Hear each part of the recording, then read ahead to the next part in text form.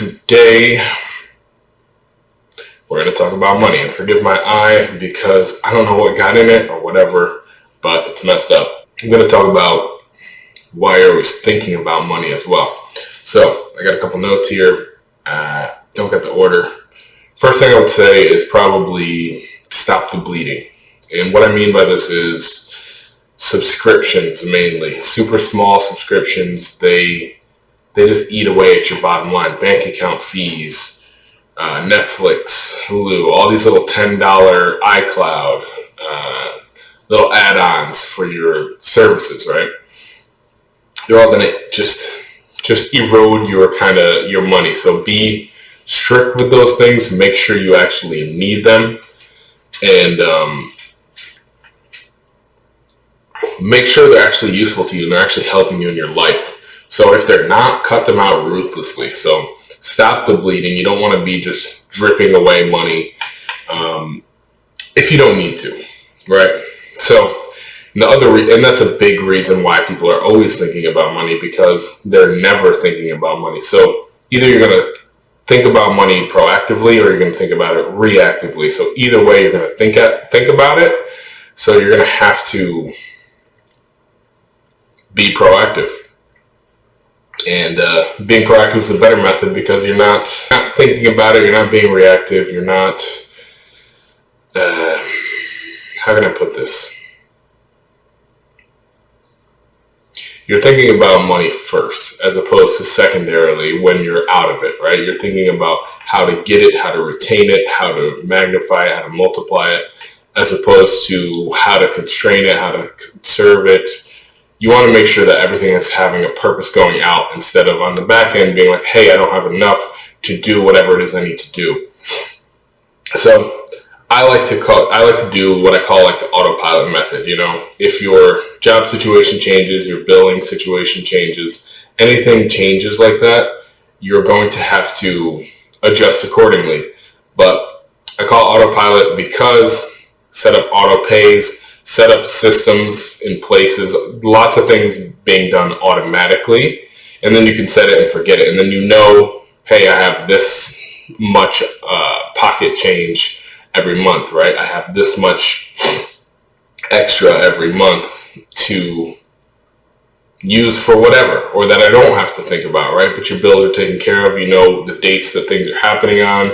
You know how things, and you have contingencies set up, right? You have overdraft protection on, tied to your savings. You have automatic investments going forward. You have, your check can be dispersed into 2 or 3 places, 2 or 3 accounts right in your direct deposit. It doesn't all have to go to one account. And even if it does have to go to one account, you can have it then your account automatically disperse it elsewhere. So setting up all these things automatically, this makes your life simpler. You don't have to think about it.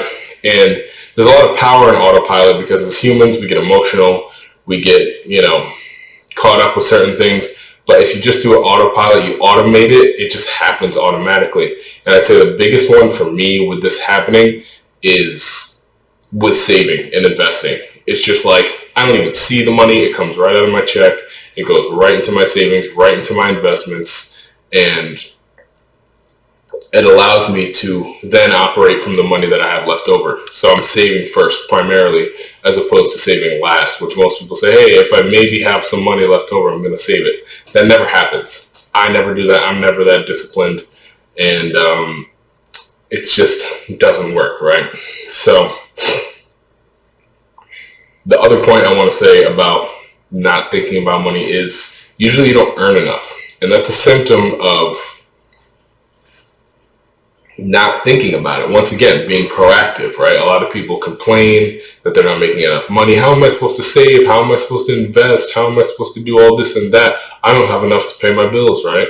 So you have to think about it proactively of, hey, how am I going to earn more? What's going to earn more? What do these jobs earn? So you have to evaluate your life from, what do I need, right? What do I need to be able to survive? Or more importantly, what do I need to be able to thrive in this environment? So with that said, like when I first moved to San Diego, right? I realized with my bills, roommates, everything I needed, wanted to do, whatever, I realized I was going to need about $25 an hour. So I started backwards. I started from the money, and I was like, okay, what pays $25 an hour versus, and this is like 2014, different times, different place, but that was a good amount of money that I actually needed to be able to support myself in that current situation. So as your situation changes, you're going to have to reevaluate. You lose roommates, gain roommates, whatever, any added bills, stresses, things going on. You'll have to pivot then. And those are the only times should have to think about it. After that, you're like autopilot. So if that means getting a second job, doing a side hustle, something to bring in more income, you have to reevaluate your situation. Then you can go on autopilot.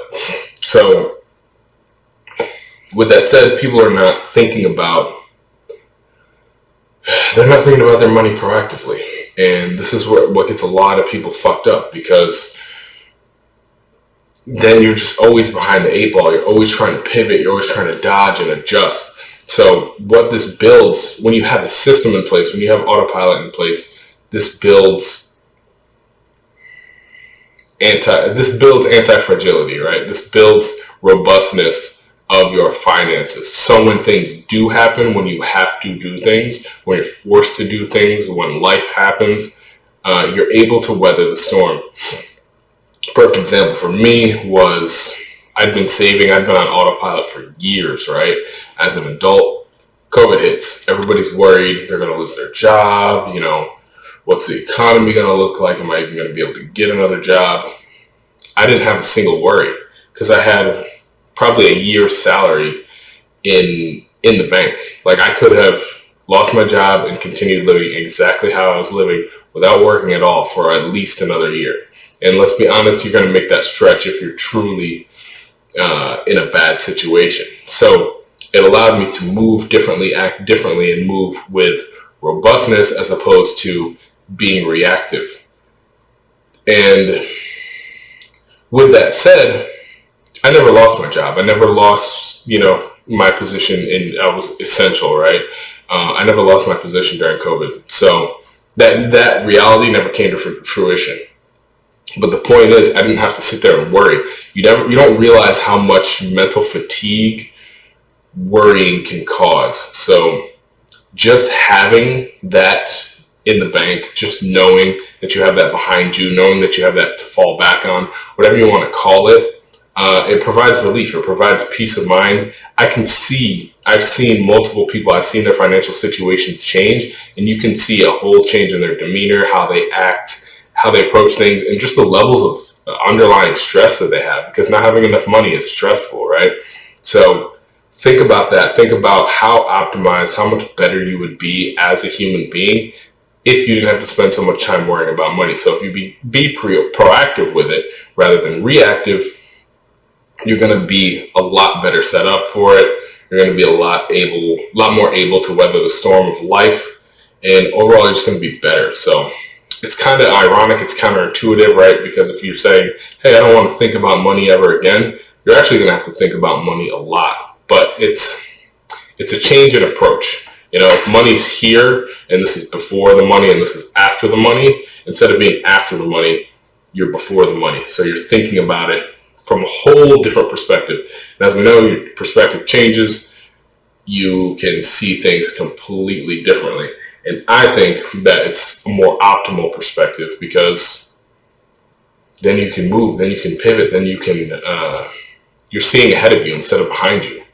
You're able to actually make moves in your life with some semblance of sense and direction, as opposed to just reacting, trying not to bounce off the walls of life, trying not to hit into things. And this way you can go directions and you say, hey, it's going to be a little treacherous if you go that way. It's like, yeah, but it's cool because I'm prepared, as opposed to, hey, I'm going to go the easiest way because God forbid anything happens, I'm going to be screwed. So you can go better, you can go to better places, you can go further, and you can get there faster if you actually have a system in place that's able to back you up and able to help you weather those storms.